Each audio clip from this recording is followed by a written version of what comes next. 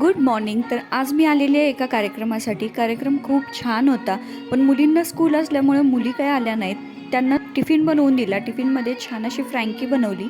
कशी बनवली चला तर मग बघूया. इथं मी कांदा, टोमॅटो, शिमला मिरची आणि कोबी छान चिरून घेतला.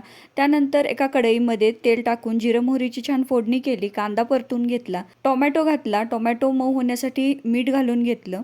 छान परतून घेतलं. त्यामध्ये शिमला मिरची, हिंग, हळद घातलं. छान परतून घेतलं. त्यानंतर कोबी घातला. कांदा लसूण मसाला आणि गरम मसाला घातला. छान परतलं. चवीनुसार साखर आणि कोथिंबीर घातली. मिक्स केलं आणि हे वाफेवर शिजवून घेतलं. मस्त आपली भाजी तयार झाली.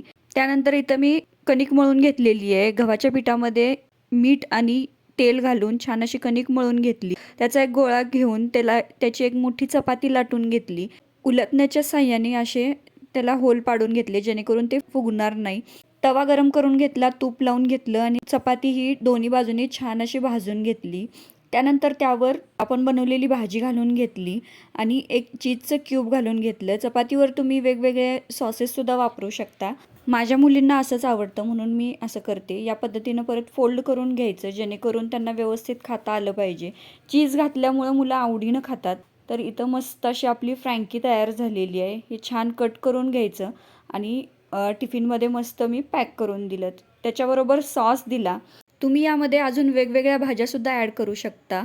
मस्त अशी हेल्दी आणि टेस्टी रेसिपी नक्की एकदा करून बघा. त्या गेल्या स्कूलला आणि मी आले कार्यक्रम